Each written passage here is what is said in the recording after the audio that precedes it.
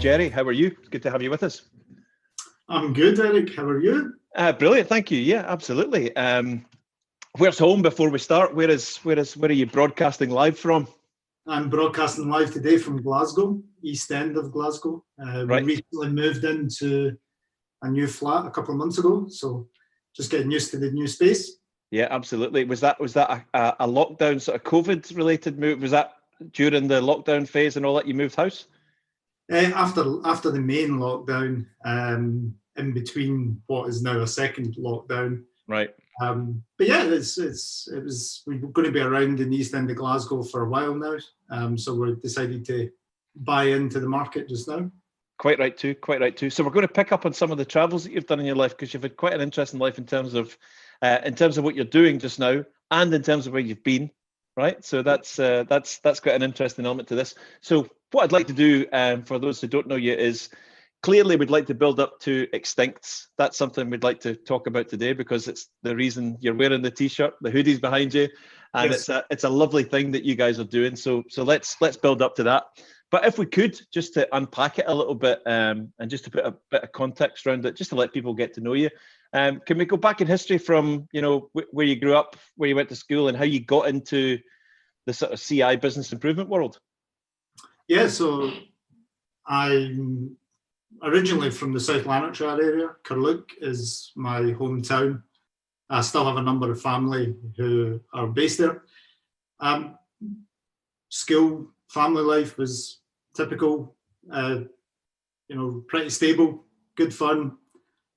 Small town community, which I used to think was the centre of the world. Nothing else existed round about it. And after school, I couldn't really decide what I wanted to do at university, what to study for, what to aim for. So I actually just got into the habit of doing work, as in 3 months, 6 months types of work in and around South Lanarkshire. And then for some reason, not quite sure how, but I ended up working with a large global corporate entity in the energy business. And what I thought was going to be maybe a year or two based in Glasgow doing some new exciting work based in the city, it ended up being an 18-year career. Really? Yeah, so never planned out that way. Never ended up going back to university either. Not yet, right. Anyway. Might be something in the future. Yep. So I guess I never really planned to go into the sort of continuous improvement, transformation, lean, agile type of consultancy work. Wasn't really a plan. It just kind of accumulated through different pieces of work and assignments in that 18 years career. And then at some point during that 18 years, I went and did the official certifications, accreditations, really enjoy helping the people within the business overcome the challenges that we're facing. And yeah, that's kind of how I segued into the career, which is as I say, was an 18-year career, which took a turn around about 3 years ago, which we'll come on to. But yeah, yes. that was the mainstay, the 18-year with this global client. Yeah. Very good. And so you're inside that enormous organization, analyzing processes. I guess you get into Lean and Six Sigma and all of that sort of stuff. Was it clear from the outset that this was going to be a sort of passion for life, a sort of not a passion for life, but a passion that would extend for life, or through a large portion of your career, or was it something that you just sort of blinked and suddenly you've been doing it for 5-10 years? That's a nice way of thinking about it. I think I always enjoyed solving problems. Like when I was early on in my career, I was known as "Go to Gerry, he'll solve it." Right. I think I eventually realised that I don't know how to solve everything. Thankfully, that's a good thing for us humans to understand at an individual level. But also, I began to realise that why is the same person coming to me time and time again for help? Why can't I help them think through the problem? Right. And really, that was where sort of lean thinking started to come in, problem solving. and how do I build the capability in others? So quite a lot of the sort of mid to end of that 18-year period, yes, I had learned the skills, the tools, the techniques, but it was actually about building the internal capability in others to be able to do it. That was a big part, and that's the part I actually enjoyed. There are other parts of it which I did not enjoy. As anyone who's listening to this who knows statistics or Six Sigma, that data analysis statistics side is not my forte. Right. I understand it. I know that what it's meant to do. I can get on with it, deliver. I don't enjoy it. I enjoy the people interaction and the development and solving the problems. So you're front of house. You don't want to be stuck in the kitchen. Yeah, well, I or a bit of both. Yeah, but I would rather not be sitting behind a computer screen working with tons and tons of data. I would rather get hands-on, roll up the sleeves, get practical, and work with people to solve whatever they're facing. Yeah. So for those who, I mean, I'm guessing that most of the people listening to this will have a general understanding. Maybe some don't, right? So if you are a lean Six Sigma CI type person within an organization or going into an organization, what do you do? How do you, what's the elevator speech on what you would do, what those people do that are like you? Thanks, Eric. You didn't prep me for that one at all. What do I do? I look at the area of the business or the business itself. I look at what people are struggling with in terms of either their day-to-day job, like what's getting in the way of them having a good day.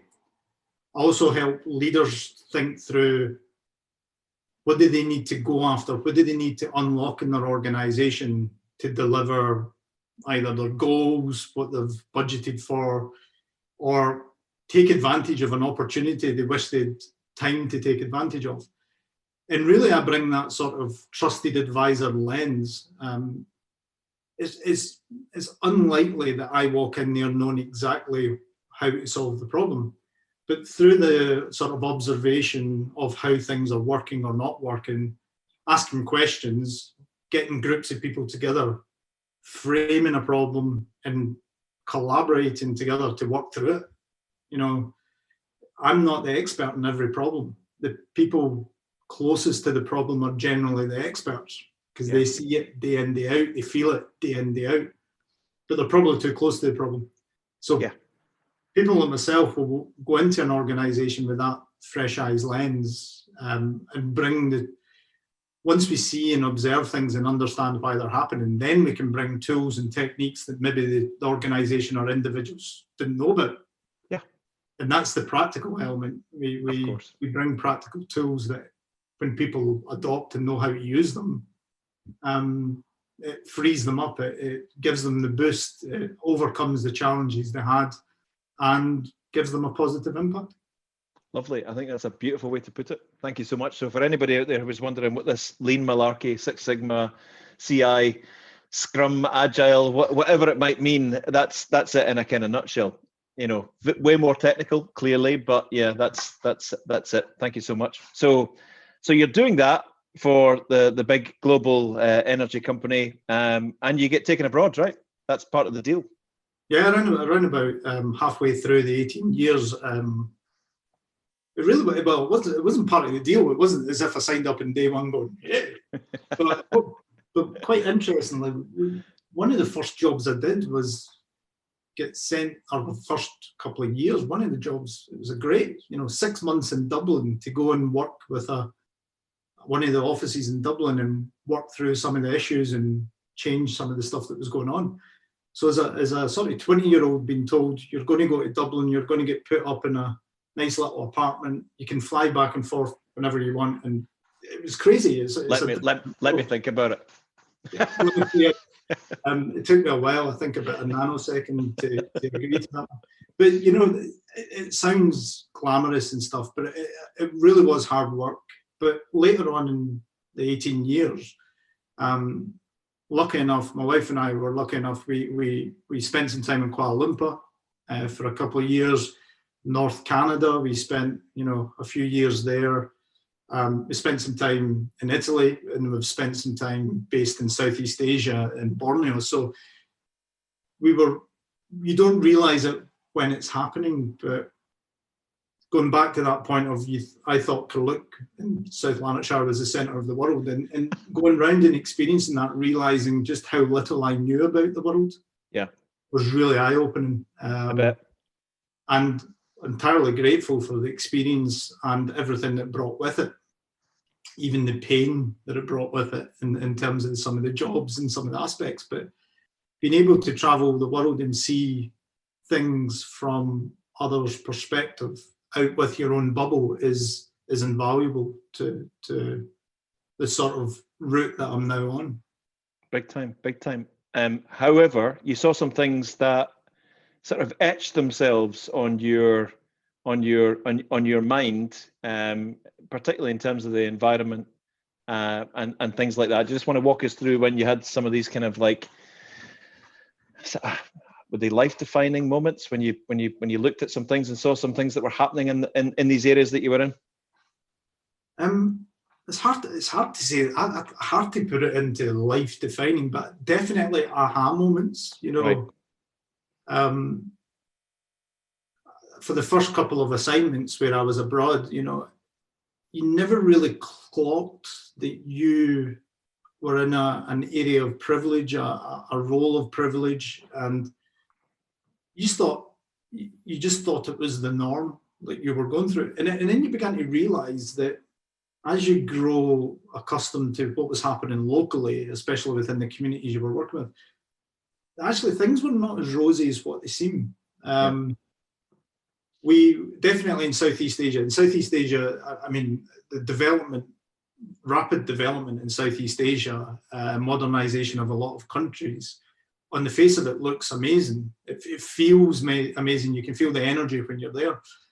But actually, there's quite a lot of downsides that we started to spot. We started to see where cities and towns were growing. It would encroach on agriculture and in Southeast Asia in particular, palm oil plantations. Yeah. And when they were being encroached on, they would sell up that land for a premium so developers could develop on it. And then they would get land which was literally tropical, natural rainforest. They would burn it, clear it, and then expand their palm oil plantation. And when we were there, we began to realise, we began to realise that something didn't quite fit. We thought the picture of the world was pretty clear, but something definitely didn't fit with. Yeah. And then we began to realise that we ourselves were part of, if not a major contributor to the problem. We flew around the world doing different things. That's a problem. Yeah. We now, 4 or 5 years ago to now, there's a big conversation change. We all now know the impact, or the majority of us now know that impact. So that was a bit of an aha moment that we were contributing negatively. When it came to palm oil plantations, and I don't want to pick on palm oil plantations as say, because they're not the only ones and they're not all bad. Right. But palm oil was just, we found out that palm oil was in everything. Yeah. When I say everything, I meant everything in our kitchen, everything in our bathrooms, and we went, we're the ones buying the stuff that's driving this expansion. So yes, it's good from a country's economic GDP development type of thing. But it was kind of a number of aha moments where we thought, sort of went, this is not good. So we started, my wife especially started doing fundraising events while I was working and while other people were working. And she had an audience with people who were in the same situation where they were abroad, living, working. And they managed to do quite a lot of good fundraising for biodiversity, like Orangutan Appeal UK, for instance, for some of the rehabilitation centres there. Southeast Asia has a particular issue with burning of rainforest at a certain time of year. Right.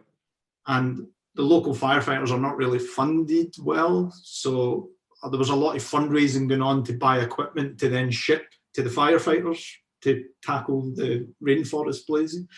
So we started doing that, and that's kind of where I started visiting some of the sanctuaries, and we didn't know what to do more than general fundraise at that point.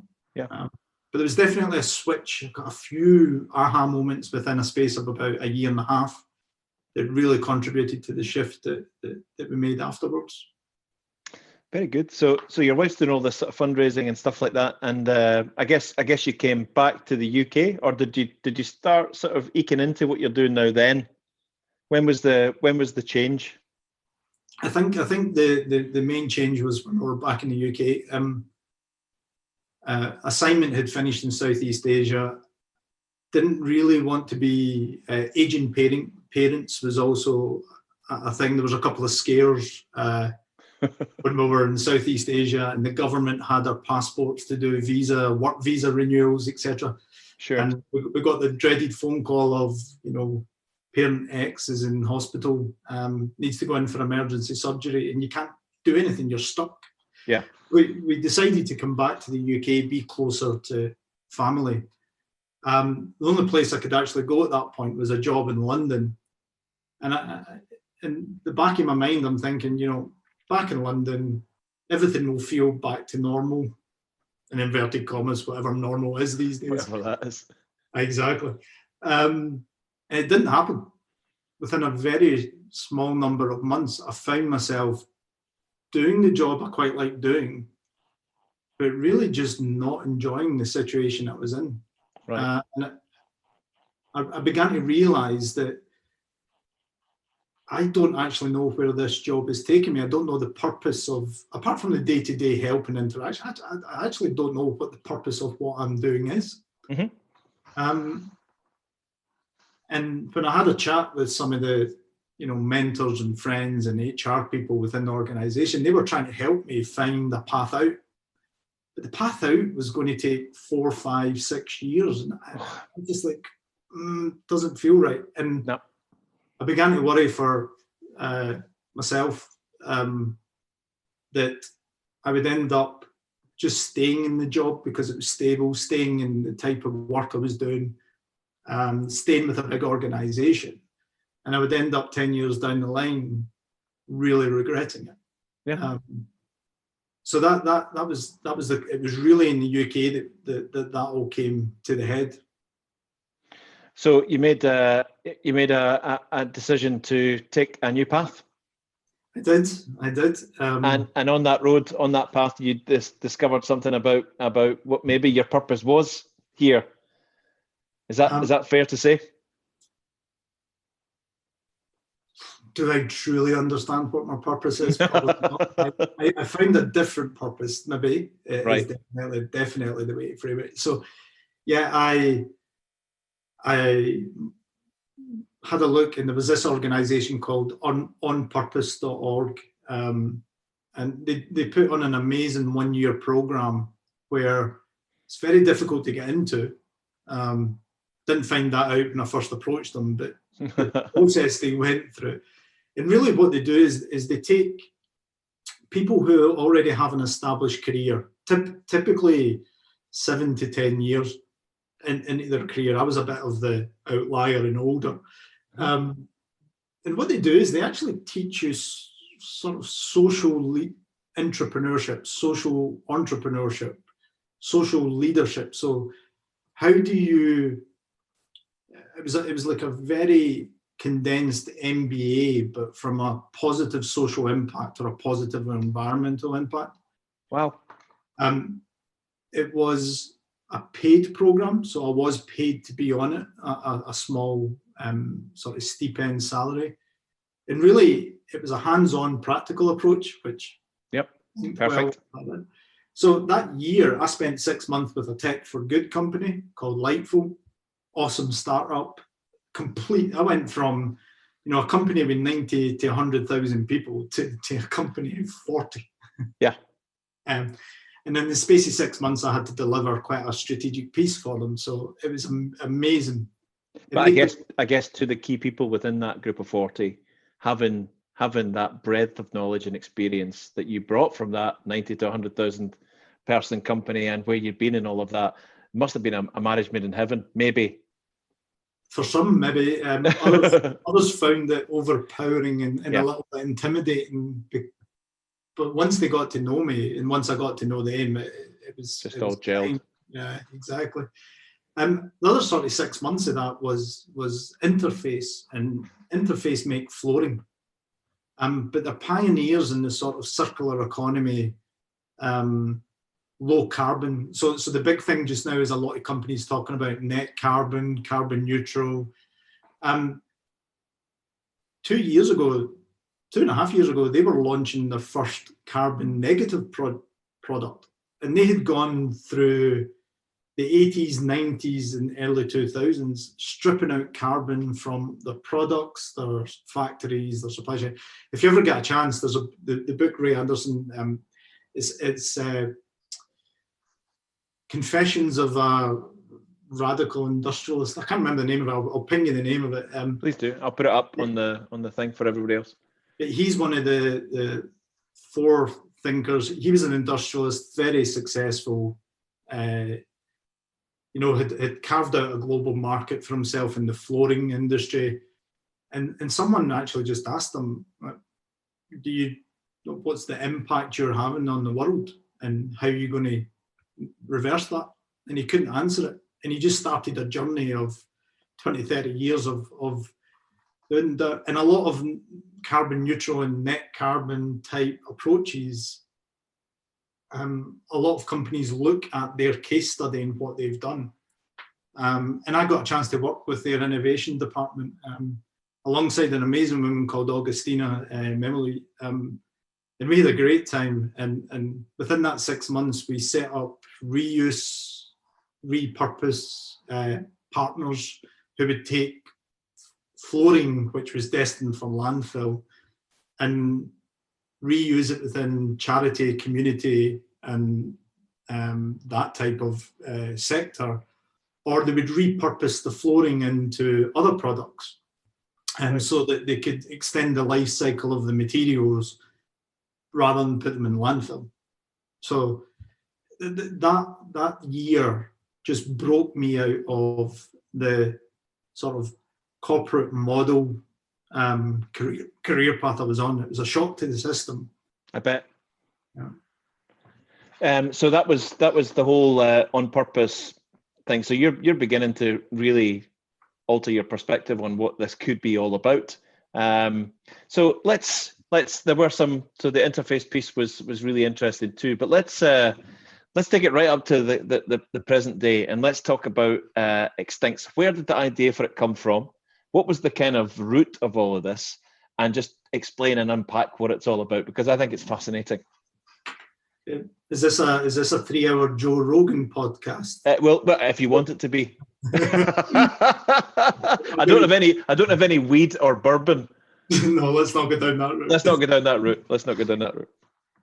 But yeah, so I'm one of these people that wake up at 2:00 in the morning every 2 to 3 weeks. Just my mind just wakes me up, racing ideas. And I kind of got into a routine of just writing them down. There's no point in trying to fight it when you're that wide awake at that time of the morning. And what kind of happened is I had been at a Tech for Good conference, and it was about blockchain, and there was really a call to action to say, where's the case studies for using blockchain in the positive social impact, positive environmental impact space? Right. The tech companies that were there were really asking the leaders of charities to say, give us your case studies and we'll work with you to do it. Right. Unbeknownst to me, the person sitting beside me at that conference was actually in charge of the whole entire thing. And we had a conversation about, blockchain's very speculative. There's, the famous one's Bitcoin, the speculation, high, low, high, low, high, low, high, low. And I said, it would just be good to have a fun element to blockchain that's not speculative. And it'd be good to try and say, well, how do we get the next generation to actually shape blockchain for good? And we had this conversation during the conference. And fast forward to that morning, the morning after, I woke up at 2 o'clock and had an idea about blockchain digital collectibles. That was it, as a test case. Sent it off to him and sort of says, you know, we could do this, digital collectibles in blockchain. You would never lose your collection because blockchain is forever, all of that type of stuff. Any surplus goes to charity. You know, that was the original genesis of Extincts. We actually worked with a company for a good 2 or 3 months. Spent some money research, developing design. The company Three-Sided Cube in Bournemouth. Great ideas. Got this idea for this Rewild the World game. Like, you know, your collectibles, you would build up your collection, you would put them onto a virtual earth. All of this type of stuff. There's lots to it. Yeah. Anyway, we ended up getting the quote estimate to build it. Not such a great idea. No, not such a great idea. So, yeah, let's just say there was a figure north of 300,000 just to get the first part of it up and running. Holy moly. At which point the real boss of the idea went, no way. Mm-hmm. Yep.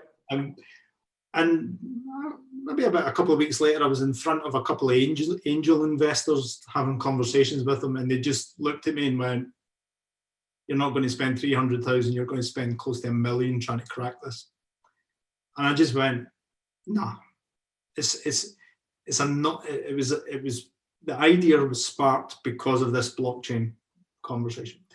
But interestingly, I remember 2 weeks later, I had an idea because one part of the research talked about how kids love collecting things. Yeah. And how if those collections also give them some level of learning and education, mm-hmm. it's double as powerful. And at that point, that was when Extincts really was born in terms of an idea. We just went, hold on a minute here. We don't need to use blockchain to do good. We want to help animal conservation. We want to help biodiversity.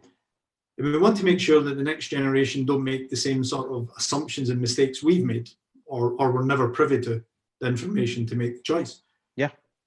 So we decided at that moment, how do we mobilize the next generation of animal protectors? Oh. And that was the founding mission statement for Extincts, the community interest company. My goodness me. So what is it today, just in layman's terms, just to entice people to go along and have a look about what it is? Okay. What is it? So Extincts itself is a community interest company. So we are a social enterprise. We have an asset lock, which means that our profits, 100% of our profits, we have an asset lock that says no more than 30% of that can be given to any shareholders, owners, anything like that. So basically we lock in and we say 70% minimum of our profits in surplus will go to animal conservation charities. Right. We can talk about some of them in the future. So that's what we are as an entity. Our mission, as I say, is to mobilize the next generation of animal protectors. The way we've approached it is digital experiences. Right. So we have this long-term mission to augment the virtual world with real-life interactive learning activities. We're a little bit away from that just now, but okay. What we do have is an app, Apple, Google stores, and that app is basically a digital collectibles game. So it's set in space in the future. There's a professor in space who's trying to rewild the Earth now that it's recovered from our interactions with it.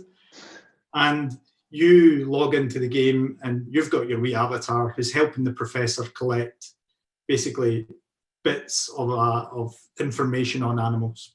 So we've got 45 animals who are from the IUCN endangered list, of which there's 32,000 species on there that they've identified as threatened with extinction. We've chosen 45. And what we've done is, for each animal, we've created 4 bits of information, 4 collectibles. Think about it as a digital sticker collector. Right, got you.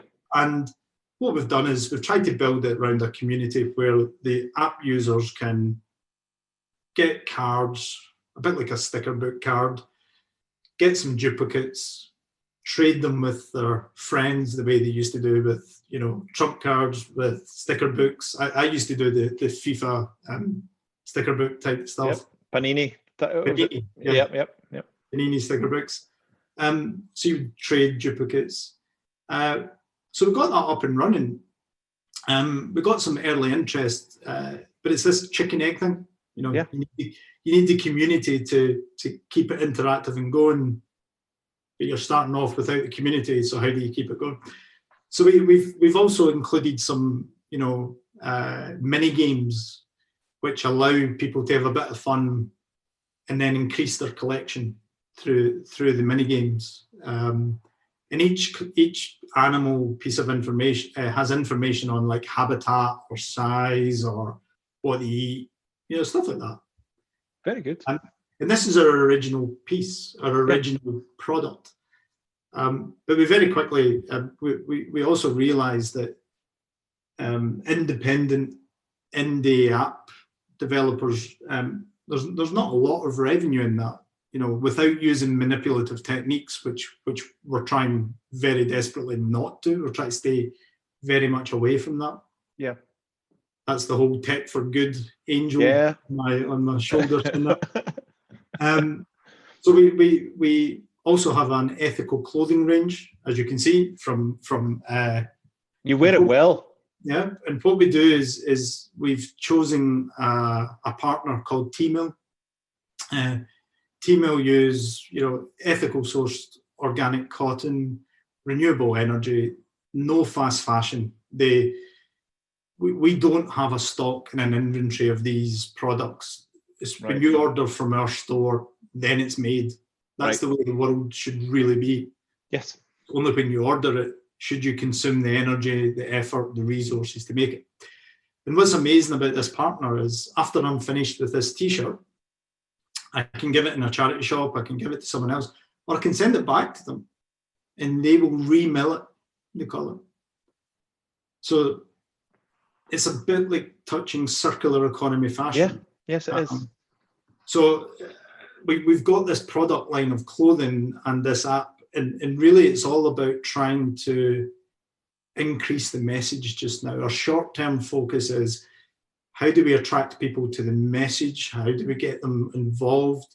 How do we begin to educate kids on this? And we're not the only ones doing stuff like this, but we really wanted to do something more than just fundraise. Yeah. And so far we're small, we're early, but we have made contributions to 4 main animal conservation type charities. So we're seeing some positive steps already, which is encouraging. Are you able to say what the charities are?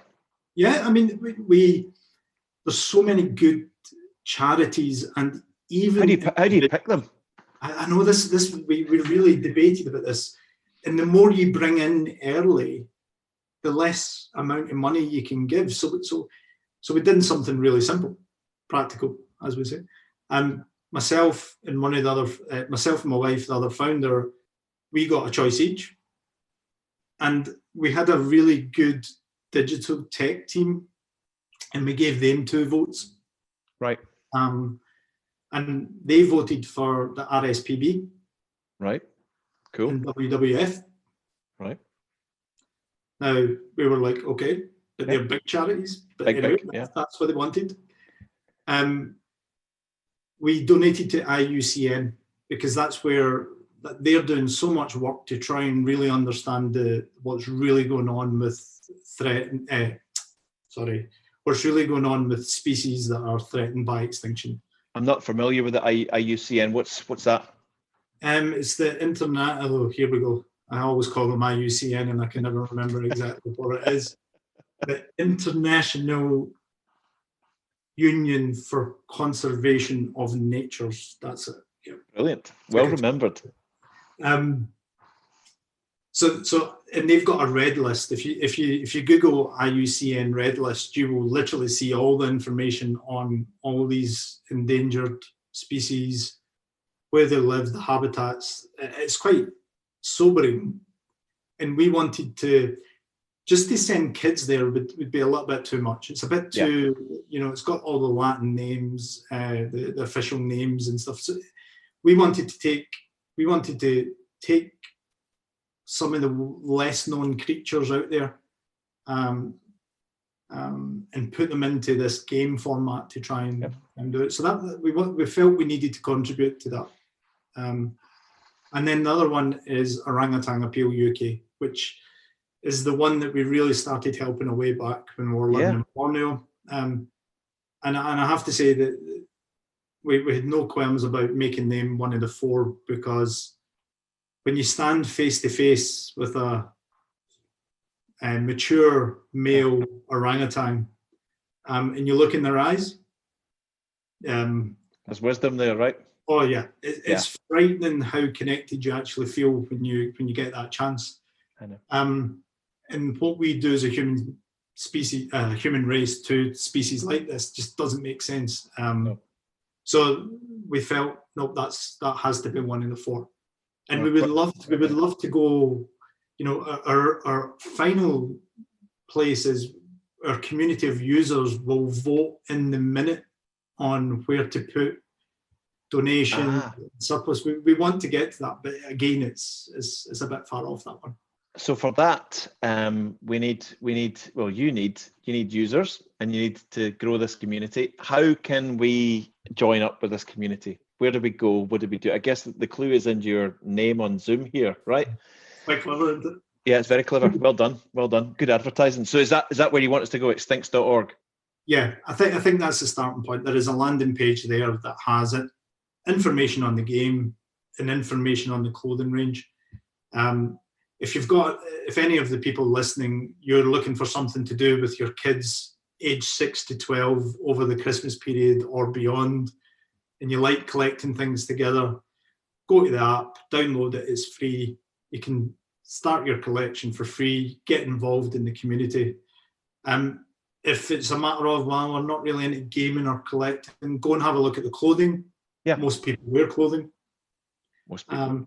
And there's some amazing designs in there from our volunteers, and also a couple of creative social enterprises that I've worked with who helped us with the original design. So we would love you to go and buy some of these products, give them to your family and friends, talk about the message, get people involved. Yeah, that's what we could do.